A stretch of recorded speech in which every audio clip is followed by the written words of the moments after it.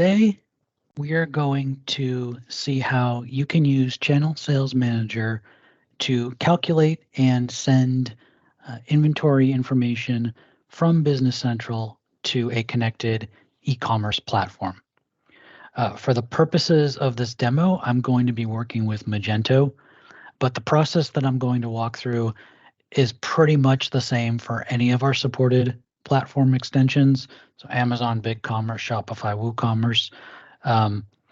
There may be some small differences from platform to platform depending on capabilities, but by and large, the process remains unchanged.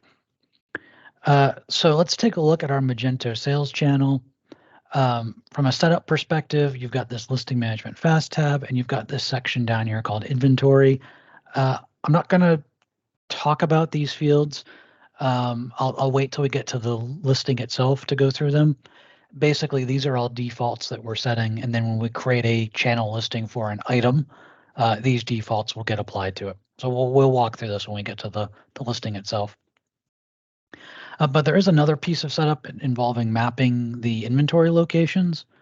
So if I go to related, setup, inventory locations, basically, and I'll open this first one, we can map a, in this case, Magento location from Magento, it's called default, to one or more Business Central locations. So you can see we've mapped the Magento default location to Business Central locations, East, Main, and West. For all of those, we've also checked the include in inventory calculation field. So basically what we're saying here is that when we calculate availability for this default location, we're going to calculate it from Business Central locations, East, Main, and West. This is useful because in many e-commerce scenarios, while it's necessary that you do need to have some sort of differentiation of location stock in Business Central, you really don't need that on the e-commerce side. If I have a Magento site and I'm fulfilling out of my East, Main, and West locations, regardless of where you are when you're placing the order, all I want to be able to do is just get the sum total I have in all of these when I'm presenting this up to my consumers on my site. So yeah, you do need to perform this type of a mapping. You need to have at least one location assigned from Business Central, and you need to have that checked. So at a bare minimum, we're sending availability from one of our BC locations over to Magento. Now let's take a look at the listing. So if you're not familiar with what a channel listing is, it represents the integration between a channel product or item or SKU and a Business Central item. So you can see here we're tying, this listing is for our Magento channel. We're tying it to channel item SE400 and Business Central item SE 2004. And you can see this is just a standard drop-down list. So this is our Suite Engine Tumblr. I have a Magento store over here. Let me toggle over. You can see here I have the Suite Engine Tumblr on my Magento store as well, SE400. So it's SE400 on Magento, and it's SE 2004. So we've created that link here. I'm not going to get into the process of setting up a listing and everything else you can do with listings. Those are included in either other existing or future videos.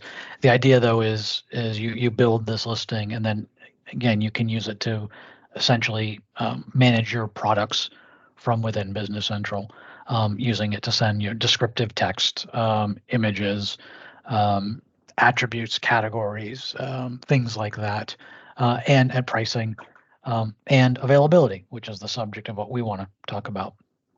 So if I scroll down here, I can see here's my availability settings for this particular listing.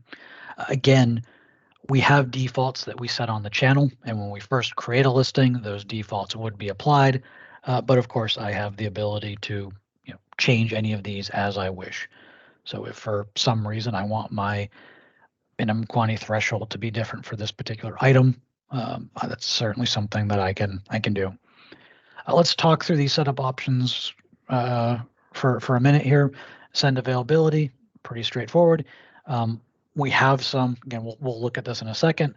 We'll have some actions that allow you to send the availability for the listing to the channel. If this is enabled, then that listing won't be considered. So if I have a series of product listings that for some reason I don't want to send availability to the channel, I could turn this off and then it won't be considered as part of any automation routines. Availability basis. So what is the basic Business Central inventory value that I'm going to use to calculate my channel availability? A couple different options here. Availability is going to just take the on-hand quantity minus what's on sales plus what's on incoming purchase orders. This available inventory one, same type of concept. It also considers reservation entries though. And then you've got the inventory option. This is basically just the standard, inventory, on-hand inventory as it exists. No plus, no minus, no supply demand considerations or anything like that. And then finally, we have a custom option. So if you've built some sort of custom availability calculation, we have some ways you can hook into that. Available channel percent and available minimum quantity threshold.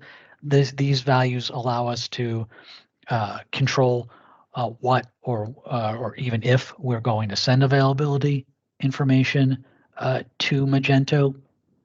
The percentage basically is applied to the calculated availability, again, using this basis to indicate what we would send up. So to use kind of a simple numbers, let's say we have 100 units, or we calculate 100 units based on this, but our percentage is 90, so we're going to tell Magento we have 90 units. That's useful if we want to reserve. We don't want to indicate the full quantity that we calculate is actually available. We want to reserve some for safety stock or whatever the case may be. And then this minimum quantity threshold, essentially a way to set a minimum value that we must have in our calculation in order to send anything up.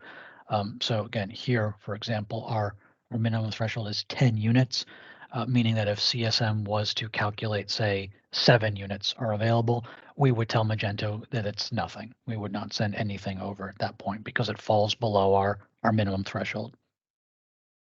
We can also use this to impact what we do send over with this subtract threshold from availability.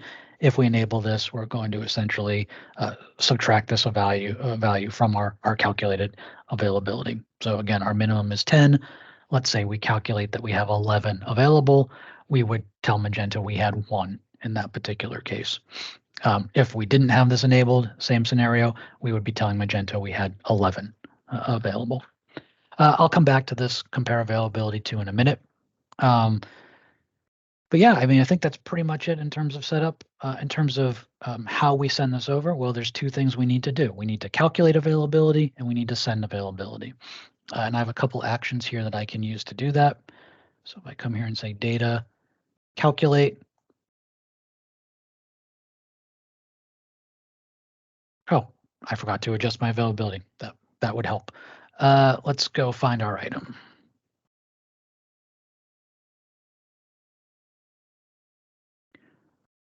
We're doing the tumbler. And let's adjust this quantity. So you can see we have 71 in the East warehouse, 25 in Maine. Let's keep it simple. We'll bump this up to 100. You can see I have 1 in another location, but we're not considering that as part of our location mapping. So we got 75, 25, gets us to 100. And now this should work because we've changed our inventory. So we'll say calculate channel availability. And there you go. We got 90. And that makes sense because again, we have 100 units available. We have a availability percentage of 90. So CSM is going to tell Magento we have 90 units. Now you'll see that this updated. You also say that this flag was updated as well. Availability requires update. Let's come back to this compare availability setting. You can see that we have 2 options: last value sent and external inventory on hand. So basically what we're saying is we want to compare our calculated number to some other value. One of them is the last value sent, which we can actually see right here. So the last time we sent any information over to Magento, we sent over 86 units. So we can compare that. We can compare our calculated amount here to what we last sent over. The other option we have, not for all channels, but this external inventory on hand. This we support currently for our Magento and our Shopify extensions. It is something we have on our roadmap for our other platforms, just as of the recording of this video, not available. And depending on when you're watching this, that may have changed. But again, as of this date that I'm recording this, it's there for Magento and Shopify. The idea, though, is what we can do is we can retrieve the inventory from Magento for this item, and then we can compare our calculated amount to that particular value. In this case, it doesn't really matter what we have selected because I sent over 86. I also have 86 on hand, so if we were using this other option, that's fine. Or it's going to be 86 either way. But the key thing is regardless of what we have set up, is we're going to compare this again to some other value, and if the values are the same, so let's say again we sent up 90 and we calculated 90, it would not check this flag for us. It will only enable this if the values are different, if it detects a difference. That becomes a little bit more relevant when we talk about using automation to send up all of our listings at once. So I'll come back to that point, but I just want you to see why that's being set. So anyway, in this case, we've done our calculation. We have this enabled. So let's go ahead and now do the second piece, which is send availability to channel. So I'm going to select that option. You can see here on our listing, our available last quantity sent is updated to the value that we sent over, and you'll see this flag is also set to false at this point. If I come over to my Magento site, you can still you can see we still have our 86, but let me refresh this page. You can see now we're up to 90. So we've successfully updated our inventory as desired. And really that's it in terms of the process, kind of what's going on. Now, what I've shown you has been very, very manual. We kind of went through a two-step process of calculate the availability and then send the availability to the channel. A couple of things you can do to make this easier. For one, you can perform these steps for multiple listings. So I could, for example, come out here, select all my listings. I could then calculate my availability for all of them. I could also send that availability to all of them. So that's one thing we can do is the manual steps I've shown you can be performed across multiple listings at once. But the other thing, and I think what most companies typically like to get to, is just automating the process. And from that perspective, we just use standard CSM automation routines. I'm not going to get into what those are entirely here. We have other videos, other resources we've done for those. But effectively, if this is your first video, each channel has a number of automation routines that can be scheduled according to some sort of recurrence using standard Business Central job queue functionality. So the idea here, you can see, we've got things like, getting order lines, sending shipping information, sending invoice information. Again, you can put this on what's called a job queue in Business Central and instruct it to run every hour, every 30 minutes, whatever you want your recurrence to be. You see we have two routines here for retrieving item inventory and sending item availability. I didn't bother enabling the retrieve one, but that's something you could schedule. Again, that would tie into the idea of if I want to compare my availability to my calculated availability in Business Central to what's currently out on my platform, I could enable this and automatically bring it in. But I also have this send item availability setting as well. So let's adjust our inventory again for our item. Let's go find our item. Here we go. And I don't know, we'll bump it up a little bit more. Let's bump it up to 83 units in the East warehouse or something like that. Okay, so we've increased this a little bit. What I'm going to do now is I'm going to run the automation, I actually have a nice little button right here where I can run my listing automation routines. Again, the idea here is not to be clicking a button. You would typically set up a job queue that has those automation routines assigned to it, and just whenever that job queue executed, the process that I just performed by manually clicking this would happen. So we ran our listing automation. Let's come back over to Magento. Let's refresh our screen again. And you can see our stock now is bumped up to 97. So we went from 90 to 97. Back over in Business Central, if we look at our listing for our item, shouldn't be surprising at all. You can see the 97 calculation here as well. That's what we calculated. That's what we sent. Yeah, this is set to false because we sent it over successfully. And again, this is typically, I think, how you would use this, is you would kind of set this to recur on an automation. Nice thing about the automation too is, again, manually it's a two-step process. We have a process where you need to first calculate the availability, and then you need to send the availability to the channel. The automation does both of those things at once. One final note I'll make, I talked about this flag.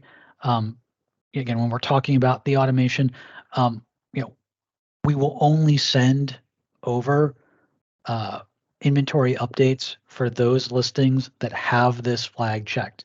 And remember, this flag only gets checked if the comparison of what we calculate differs from whatever our comparison value is, either last value sent or external inventory on hand.